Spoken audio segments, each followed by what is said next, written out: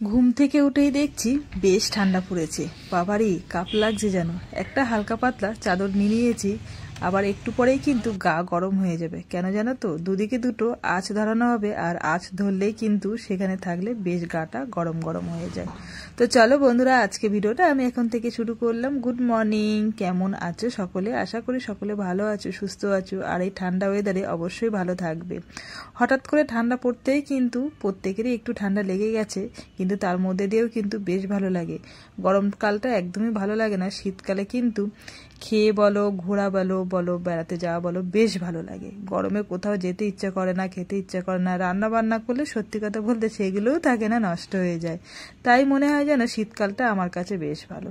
কিন্তু খুব ঠান্ডা পড়লে আবার তখন না কাজ বাজ করতে ইচ্ছা করে না, যেহেতু আমাদের তো কাজ করেই সারাদিনটা মানে আর কি চলে।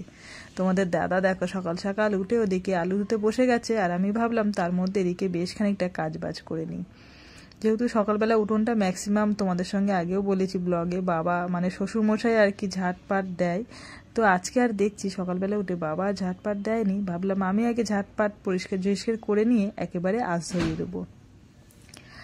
দেখো এদিকে আমি আঁচ ধরিয়ে দিয়েছি, সকালবেলা একটা আঁচ ধরিয়ে দিয়ে আলু দেওয়া শুরু করে দিয়েছি। আর তোমাদের দাদার সঙ্গে বলছি যে এই কাজগুলো যদি একটু রাত্রিবেলা করে রেখে যেত, তাহলে সকালবেলা উঠে আর তাড়াহুড়ো লেগে যায় না। বেশ কয়েকদিন ধরে আমরা কিন্তু আলু ধোয়া বলো বা মোচা কাটা বলো এগুলো রাতে করে রাখছিলাম। এখন না রাতে আর হচ্ছে না, যেহেতু দোকান থেকে বাড়ি আসতে বেশ রাত হয়ে যায়। রাতে এসে আর শরীরে এনার্জি কুলোয় না যে কাজগুলো করব। ভাবি না সকালবেলা করব, আবার সকালবেলা যখন দেরি হয়ে যায় তখন ভাবি ইস যদি একটু রাত্রিবেলা কাজগুলো করে রাখতাম, তাহলে কিন্তু সকালবেলাটা আর এত তাড়াহুড়ো লাগতো না। যাই হোক, আর তোমাদের সঙ্গে একটা কথা শেয়ার করার আছে। আজকে জানো তো আমাদের নেমন্তন্ন আছে, কিন্তু যাওয়া হবে না। আমাদের সত্যি কপালটা ভীষণই খারাপ, এখন যা পরিস্থিতি পড়েছে আমাদের। আর দোকান দেওয়াকালীনই কোথাও নেমন্তন্ন বাড়িতে আর যাওয়া হবে না। যখন নেমন্তন্ন পড়ে না তখন মনে হয় ইস সবাই দেখো কত সুন্দর সাজুগুজু করে নেমন্তন্ন বাড়ি খেতে যাচ্ছে। সে যাই হোক না কেন, শ্রাদ্ধ হোক বা ষষ্ঠী পুজো হোক বা বিয়ে হোক, একটা বাড়ি থেকে বাইরে বেরিয়ে সাজুগুজু করে খাওয়ার কিন্তু একটা আনন্দই আলাদা, তাই না বলো? তো সেটা হয় না, তো অনেক কষ্টে একটা নেমন্তন্ন পড়লো। তোমাদের আগের দিন বলেছিলাম নেমন্তন্ন করতে এসেছে আমাদের মামা হয়, তো ওনাদের বাড়িতে। ওদিকে রান্নাঘরে সমস্ত কাজকর্ম করে চলে আসলাম এখানে রান্নাঘরে। এখানে তেমন একটা কিছু করছি না। এদিকে দেখো চা বসিয়ে দিয়েছি, একটু চা খাবো, কেননা গলাটা না কেমন ব্যথা ব্যথা করছে, হালকা ঠান্ডাও লেগেছে। কালকে রাতে আর দোকান থেকে বাড়ি এসে খাওয়া দাওয়া করিনি, একদমই শরীরটা ভালো লাগছিল না। মানে তোমাদের দাদার আর পরীকে খেতে দিয়ে হাওয়া আসছে উত্তরে, তো এই জানলাটা আমাদের হাওয়া আসলে একদম কিছু করা যায় না। ওদেরকে খেতে দিয়ে একদম শুয়ে পড়েছি, প্রচন্ড শরীরটা ম্যাচ ম্যাচ করছে। সকালবেলা উঠেছি, ভাবছি একটু চা খেয়ে নিই। আজকে তো আবার হাটবার, বুঝতেই পারছো, একদম সকাল থেকে সেই রাত পর্যন্ত চলবে আমার ইঞ্জিন। ভাবলাম ইঞ্জিনটাকে একটু গরম করে নিই, তারপরে সারাদিন চলুক। তো সেই কারণে চা বানাতে চলে এসেছি, একটু চা খেয়ে কাজে লাগবো আর কি। পরীর আবার আজকে স্কুল আছে, তো ভাবছি আজকে না একটু ডালিয়া বানিয়ে দেবো ওকে। রুটি করব না, একটু ডালিয়া করব, বেশি করেই করব। তোমাদের দাদা আর আমি সকালে ওটাই খেয়ে নেবো টিফিনে। দাদা চলে গেল বাজারে, আর আমি ভাবলাম এবারে কাজে হাত দেব।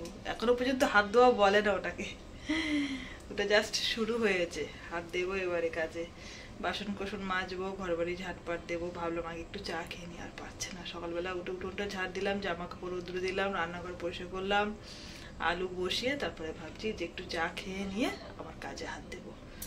বিছানাটা তুলে দিলাম, তোমাদের দাদা চলে গেল বাজারে, ওকে একটু দিলাম বিস্কুট জল খেতে, খেয়ে বেরিয়ে পড়লো। বিছানা পরিষ্কার করলাম, করে ভাবছি একটু ঝাঁটপাট দেবো, তার আগে একটু চা খেয়ে নিই। আর জামা কাপড় আজ সারা রাজ্যের জামা কাপড় হচ্ছে ডিবি করা রয়েছে। এই দেখো, কালকে পরীকে বলে গিয়েছিলাম যে একটু ভাঁজ করিস, ও আর করেনি জানো তো। তো ওকে আর কিছু বলিনি, সামনেই পরীক্ষা, বুঝতেই পারছো একটু পড়াশোনার চাপ আছে। তো সেই কারণে আর কিছু বললাম না, থাক যতটা পারে ও করুক, আর যতটা আমি পারি চেষ্টা করব, এটাই হচ্ছে ব্যাপার। চলো কাজ শুরু করে দিই। চা বসিয়েছি, আর ওদিকে হাঁক দিচ্ছে আখের রস নিয়ে যাওয়ার জন্য। এই মামাকে বলা হয়েছে আমাদের বাড়িতে প্রত্যেকদিন আখের রস দিতে, কেননা শরীরটা না একটু খারাপ আছে। তো আখের রসটা খেলে মনে হয় শরীরটা বেশ ভালো লাগবে, তো প্রত্যেক দিনকে আর কি দিয়ে যায় বাড়িতে। চা বানাতে বানাতে হাঁক দিলে চলে আসলাম আখের রস নিতে। ভাবলাম আখের রসটা খালি পেটে আর খাবো না, রেখে দিই। এই যে আমি আর পরি খাই, তোমাদের দাদা আর খায় না, আমি 2 গ্লাস খাই, পরি 1 গ্লাস খাই। চা বানাতে বানাতে হাঁক দিল আখের রস নেওয়ার জন্য। বলা রয়েছে প্রত্যেক দিন দিয়ে যায় বাড়িতে। চাটা কিন্তু খাওয়া হলো না। এদিকে বসিয়ে দিয়েছি ডাল, যেহেতু ডালিয়া বানাবো বলেছিলাম। পরি আবার চলে আসবে, স্কুলে যাবে, তাড়াহুড়ো বেঁধে যাবে। চাটা আর খাওয়া হলো না। গরম গরম এই দেখো, একটা আমি খাবো আর একটা বাবার জন্য করেছি। বাবাও রয়েছে রান্নাঘরে যেহেতু, এই কারণে। আর ভাবলাম যে রুটি দিয়ে খাবো। কালকে রুটি করেছিল মা পরির জন্য, একটা রুটি রয়েছে, এই যে আটা রুটি, ভাবছি রুটিটা দিয়ে চা খাবো। এদিকে আবার জল ফুটে গিয়েছে, দেখো সবজি দিতে হবে, ডালিয়া দিতে হবে, এভাবেই আর কি চলছে।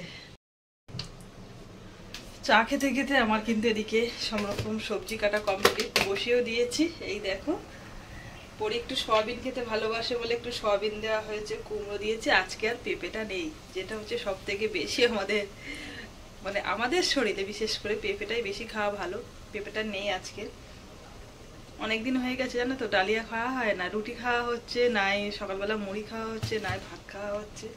আজকে একটু ডালিয়া খাবো। শীতকালে কিন্তু সব রকম সবজি দিয়ে ভালো লাগে খিচুড়িটা, যেহেতু চাল না, এটা যেহেতু ডালিয়া, খিচুড়িও কিন্তু বেশ ভালো লাগে। প্রত্যেক মানে বছরের শীতকালে কিন্তু আমরা একদিন করে খিচুড়ি খাই, বেশ সুন্দর করে বানিয়ে। এমনি বর্ষা পড়লে তো খিচুড়ি আছেই, আর শীতকালেও কিন্তু আছে। সবজিটা তো থাকে অনেক রকম না, পালং শাক, মূলো, বাঁধাকপি, ফুলকপি, এইগুলো তো 12 মাস পেলেও শীতের সবজি কিন্তু একটা আলাদা টেস্ট সব সময়। কাল রাতে আর না তেমন একটা কিছু খাইনি, শুয়ে পড়েছিলাম। তোমাদের দাদা এই দেখো কতটা ক্যাডবেরি নিয়ে এসেছে, পরি টুকটাক করে বের করে, তোমাদের দাদাও টুকটাক করে বের করে খায়। আমার আর খাওয়া হয় না। হঠাৎ করে যেন মনে পড়লো ফ্রিজে তো ক্যাডবেরি রয়েছে, তা চলো খাওয়া যাক আর এদিকে কাজ করা যাক। এদিকে দেখো ডালিয়া বসিয়ে দিয়েছি, সবজি দেওয়া হয়ে গেছে, ডাল দেওয়া হয়ে গেছে, একটু ফুটে উঠলেই ডালিয়াটা দেবো। তার মধ্যে পরি আবার বলবে মা খেতে দাও। সব দিকেই একটা সমস্যা, কাজবাজ করতে করতে সব দিকেই খেয়াল রাখতে হয়। রান্নাঘরের মোটামুটি কাজ কমপ্লিট হয়ে গেছে। তোমাদের দাদাও কিন্তু আজকে না তাড়াতাড়ি বাজার থেকে চলে এসছে, তাই দুজনে মিলে একদম হাতে পিঠে মিলে কাজকর্ম করা হয়ে গেছে। সকালের খাওয়াও কিন্তু কমপ্লিট, যেহেতু ডালিয়া করেছিলাম পরীকে দিয়েছি, তোমাদের দাদার আমি খাওয়া কমপ্লিট। এবারে দোকানের কাজ করতে বসবো।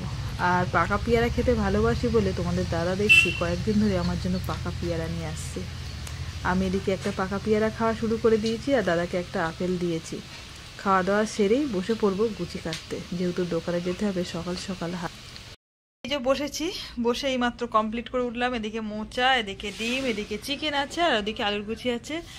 আর এই হচ্ছে স্যালাড কেটে রেখে দিয়েছি, যেহেতু জল ঝরানোর জন্য রাখা হয়েছে। কাজ করা কমপ্লিট, এবারে স্নান করতে যাব।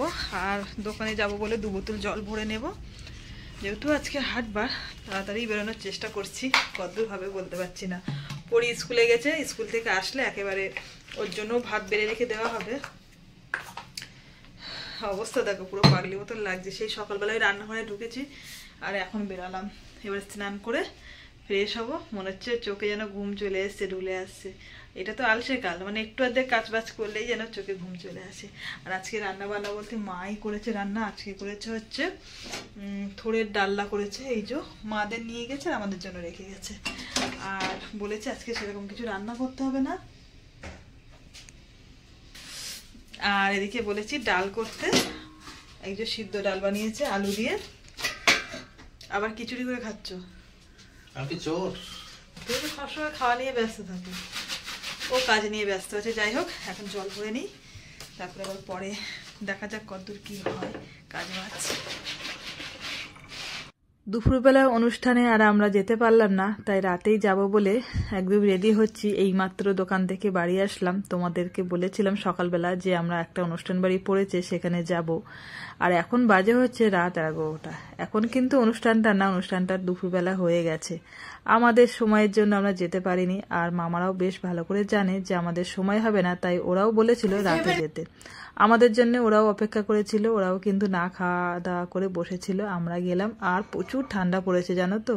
আর আজকে কি কি মেনু হয়েছে দেখো, এদিকে কাতলা মাছ হয়েছে, পাবদা মাছ হয়েছে। আবার আমাদের জন্য যাব বলে রাতে আবার এক্সট্রা করে মাংস বানিয়েছে মাইমা, ডাল আছে। তো সব রকম দিয়ে চাটনি পাঁপড় মিষ্টি সব রকমই আছে, তোমাদের সঙ্গে আর সবটুকুই শেয়ার করতে পারলাম না। বেশ রাত হয়েছে, খাওয়া দাওয়া সেরে আমরা বাড়িতে ফিরবো। তো যাই হোক, অনেকদিন পর কিন্তু বেশ একটা জমিয়ে খাওয়া হলো। আমাদের যেহেতু তেমন একটা অনুষ্ঠান বাড়ি পড়ে না, অনেকদিন বাদেই পড়লো, যদিও পড়েছে দুপুরবেলা, গেলাম রাতে। তো চলো বন্ধুরা, আজকে ব্লগটা আমরা এখানে শেষ করলাম।